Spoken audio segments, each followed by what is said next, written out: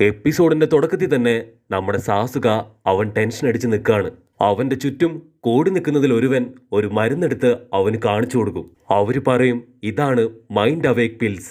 ഇത് നീ കഴിക്കുകയാണെങ്കിൽ നിന്റെ ബോഡിയിലെ ആ ഒരു ശാപക്കുറി അത് പെട്ടെന്ന് തന്നെ നിന്റെ ബോഡി മുഴുവൻ വ്യാപിച്ച് നീ സെക്കൻഡ് സ്റ്റേജിലേക്ക് തന്നെ എത്തും. ആ മരുന്ന് അത് പെട്ടെന്ന് ബോഡിയിൽ സ്പ്രെഡ് ആയാല് സാസുക എന്നേക്കുമായിട്ട് മരിച്ചു പോകും. പക്ഷെ പതിയെ പതിയെ അതവന്റെ ബോഡിയിലേക്ക് കടത്തിവിടുകയാണെങ്കിൽ അവന് തീർച്ചയായിട്ടും സെക്കൻഡ് സ്റ്റേജ് കൺട്രോൾ ചെയ്യാൻ പറ്റും.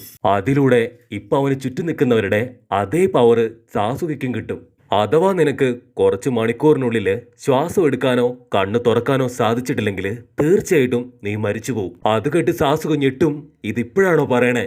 എനിക്ക് പേടിയാണെന്ന് പറയുമ്പോ ഓക്കെ, പക്ഷെ ഞാൻ മരിച്ചു പോവുകയാണെങ്കിൽ പിന്നെ എന്ത് ചെയ്യും ചോദിക്കുമ്പോ അപ്പൊ അവര് പറയും, പേടിക്കണ്ട, അതിനു മുൻപായിട്ട് ഞങ്ങൾ നിഞ്ചിപ്സൂല് ഒരു ബാരിയർ ക്രിയേറ്റ് ചെയ്യും. അതിലൂടെ നിനക്കുണ്ടാവുന്ന സൈഡ് എഫക്ട്സ് എല്ലാം തന്നെ ഞങ്ങളെ കൊണ്ട് കൺട്രോൾ ചെയ്യാൻ കഴിയും. അഥവാ നിന്റെ ആയുസ് കുറയാണെങ്കിൽ പോലും ഞങ്ങൾക്കത് കൺട്രോൾ ചെയ്യാൻ സാധിക്കും. അവൻ പേടിച്ചു നിൽക്കുമ്പോ അവര് നിർബന്ധിക്കും, കുടിക്കൂ, ഞങ്ങൾ ഒറോച്ചിമാറുവിന്റെ ഗാർഡ്സ് ആണ്, തീർച്ചയായിട്ടും ഞങ്ങളുടെ പവർ ഉപയോഗിച്ചുകൊണ്ട് നിന്നെ രക്ഷിച്ചിരിക്കും.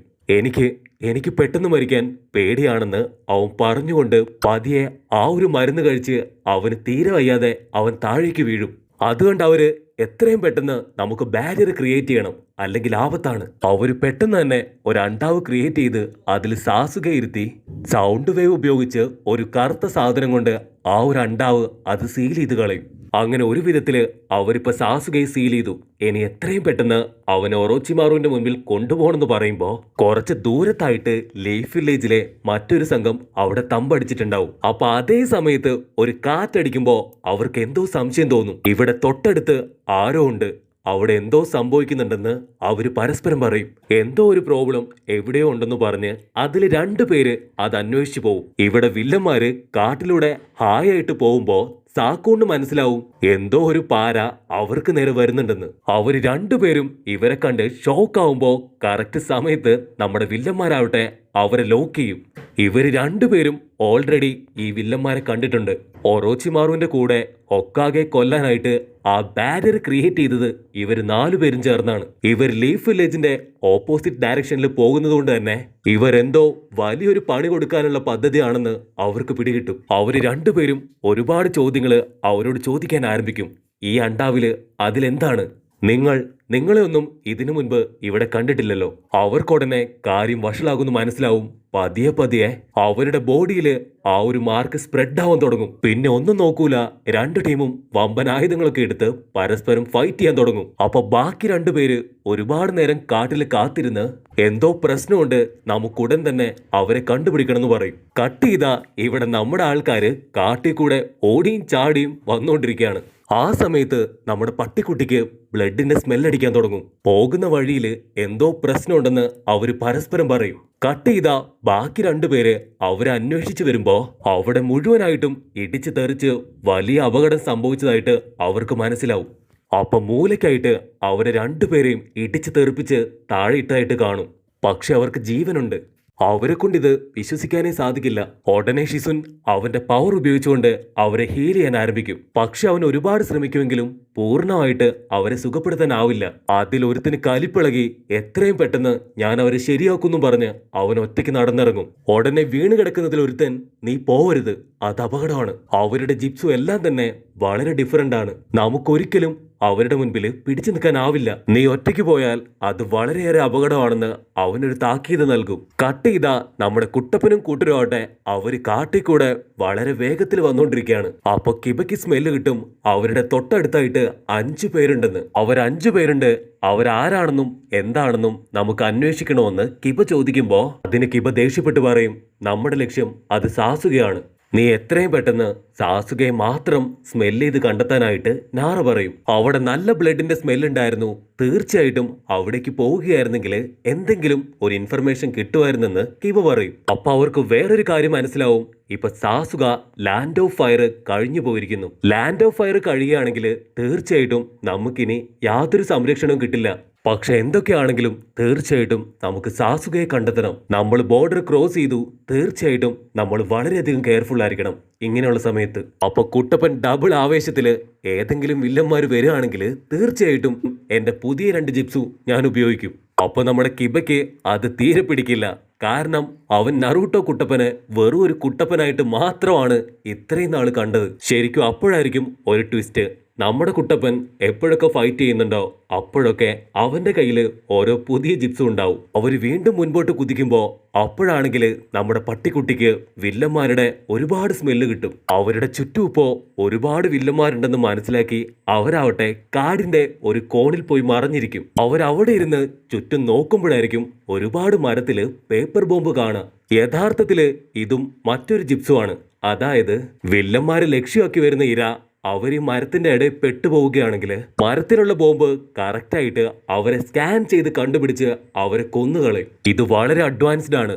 മാത്രമല്ല എൻ്റെ അച്ഛൻ്റെ കയ്യിലുള്ള ബുക്കിൽ പോലും ഇതിനെക്കുറിച്ച് വളരെ ഡീറ്റെയിൽഡ് ആയിട്ട് പറഞ്ഞിട്ടുണ്ട്. സോ നമ്മളുടെ ഓരോ മൂമെന്റും അത് വളരെയധികം സൂക്ഷിച്ചു വേണമെന്ന് ഇപ്പൊ നാറ പറയും. കട്ട് ചെയ്താ ഇവിടെ ലീ ആവട്ടെ അവൻ ഒറ്റയ്ക്ക് ആ സ്റ്റെപ്പ് കയറാൻ ശ്രമിച്ചുകൊണ്ടിരിക്കുകയാണ്. കാരണം അവനും എത്രയും പെട്ടെന്ന് ഓരോ മിഷനിൽ ഏർപ്പെടാൻ ഇപ്പൊ ഒരുപാട് ആഗ്രഹമാണ്. അപ്പൊ കറക്റ്റ് സമയത്ത് നമ്മുടെ ആന്റി അവിടേക്ക് വരും. നിന്നോട് ഞാൻ പല പ്രാവശ്യം പറഞ്ഞിട്ടുണ്ട് ഇപ്പൊ പ്രാക്ടീസ് ചെയ്ത് നടക്കരുതെന്ന്. നിന്റെ ഓപ്പറേഷൻ കഴിഞ്ഞിട്ട് അധികം ആയിട്ടില്ല. നീ വീണ്ടും വീണ്ടും ഇങ്ങനെ തന്നെ ചെയ്യുകയാണെങ്കിൽ അത് വലിയ പ്രശ്നം ഉണ്ടാവും. നമ്മുടെ ലീക്ക് ഒരുപാട് വിഷമാവും. കാരണം അവൻ എത്രയും പെട്ടെന്ന് പഴയതുപോലെ ആവണമെന്ന് മാത്രമേ ഇപ്പൊ മനസ്സിലുള്ളൂ. അതിന് ആന്റി പറയും, പ്രാക്ടീസ് ചെയ്യുന്നവൻ മാത്രമല്ല ഒരു യഥാർത്ഥ നിഞ്ച. തന്റെ കഷ്ടപ്പാടുകളും ബുദ്ധിമുട്ടുകളും എല്ലാം സഹിക്കുന്നവനും ഒരു യഥാർത്ഥ നിഞ്ചയാണ്. നിന്റെ ഫീലിങ്സ് അതെനിക്ക് മനസ്സിലാവും. പക്ഷെ നീ ഒരിക്കലും ഒരു തെറ്റ് ചെയ്യരുത്. പിന്നീടത് ഒരിക്കലും തിരുത്താനാവില്ല.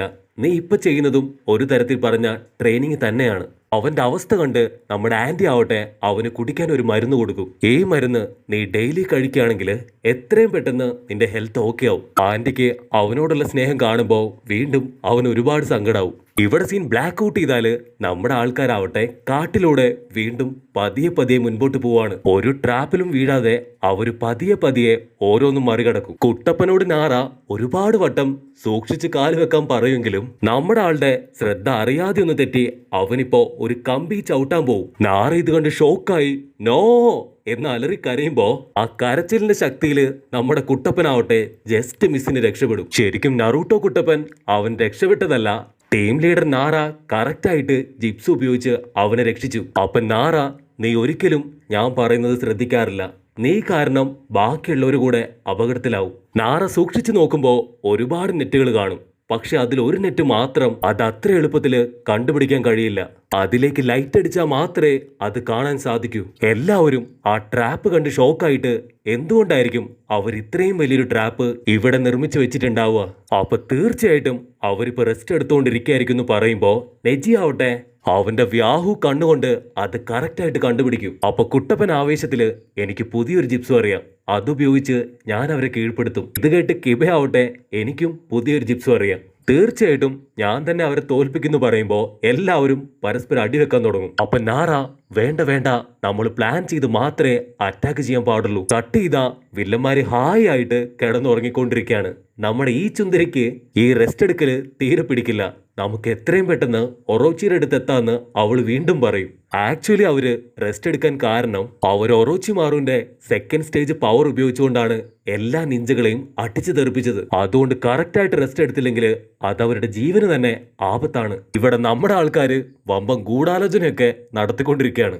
ആദ്യം നമ്മള് 2 ടീമായിട്ട് സ്പ്ലിറ്റ് ആവണം. പിന്നീട് കറക്റ്റായിട്ട് ഓരോ ദിശയിൽ നിന്നും സ്മോക്ക് ബോംബ് യൂസ് ചെയ്യണം. എല്ലാം നമ്മൾ പ്ലാൻ ചെയ്തതുപോലെ വളരെ സീക്രട്ട് ആയിരിക്കണം. പക്ഷെ അതേ സമയം അവിടെ ഒരുപാട് സ്പൈഡർ ബോംബ്സ് ഉണ്ടാവും. അതാണെങ്കിൽ നമ്മുടെ ആൾക്കാരൊട്ട് ശ്രദ്ധിക്കുണ്ടാവില്ല.